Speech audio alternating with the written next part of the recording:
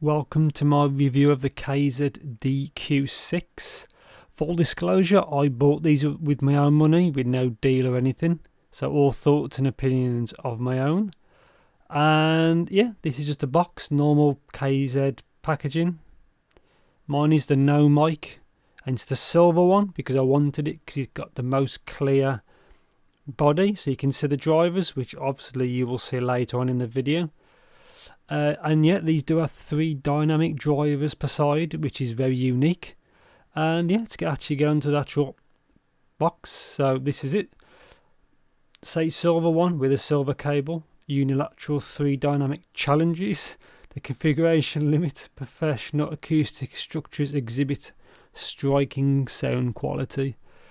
And yet mine is the silver one, no mic. I always pick no mic if I can. Specs 3.75.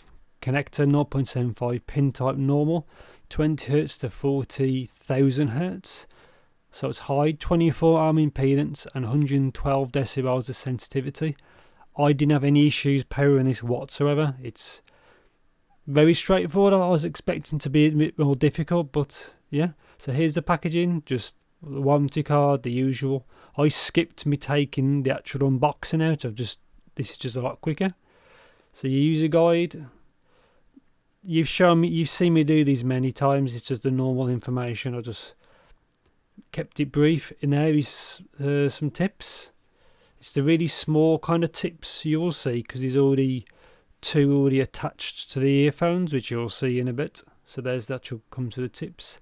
In there is just the cable. It's good that the KZ actually come with these silver cables because normally you'd have to buy these as a separate one. But it's good that they come with them because the ones that used to be included with KZs was like kind of garbage. And this is what they look like. They say mine are the silver one, and obviously with the clear shell, so you can see everything. It's got the thin nozzle, which I'm not that keen on. I think KZs were better with the thicker nozzles. The big dynamic driver there, and the 2 small ones at the top. And there's a little like kind of bore that attaches them together. Very unique. That's why I wanted the clear one, so you can see. That's it, very straightforward. Build quality is okay for what you get. So yeah, this is a better look at the cable. Actually says KZ on it. It's basically what they use as like their aftermarket cables, or used to be the aftermarket cables. Now they just ship them with them, which is better really. Saves spending extra money on another cable. But yeah, normal Y split, it says KZ on it. This is all very straightforward, but for people who haven't seen what these cables look like, this is it. There's no metal in the ear guide, which is quite good. That one should be L. You can just about make it out. Just for cheap earphone, these cables are pretty fine really, not much to say really. And that one just says R, you can just about make it out. So yeah, very straightforward. Good cable. Really, it's, as you say, I always pick the ones without the mics. So yeah, on to the actual nitty gritty, shall we say. Let's get round to comfort. I had no issues with comfort at all. It uses a shell that's extremely similar to the ZSX from like summertime 2019 model. It's a very, very similar shell. I didn't have any issues with that, and I don't have any issues with this. Obviously you can see the drivers, they're very easy to see. The crossover board seems to be on the back of the 2 small dynamics. It seems build quality seems good. Straight into sound.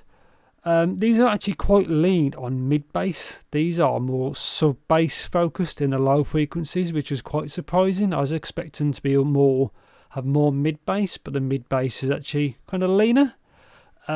Because of that, it can sound kind of thin in the lower mids because there's not really any bleeding between them.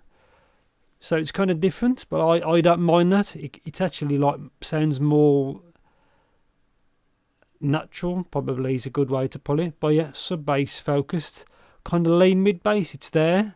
It does have a fast decay, no real issues, it's just not boomy or in your face.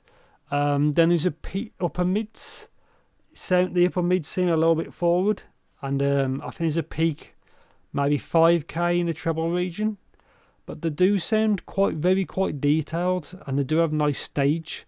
They don't sound what I was expecting. I was expecting to be like big bass monsters, but they're not. The vocals on them are actually quite good, quite clear. No real issues at all for what you actually get. But I think there's a peak at 3k and 5k, I think, but I'm not quite sure. But vocals are fine.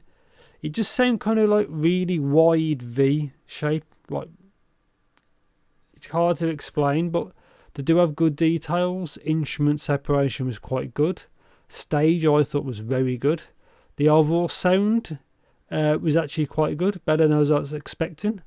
More detailed than I was expecting.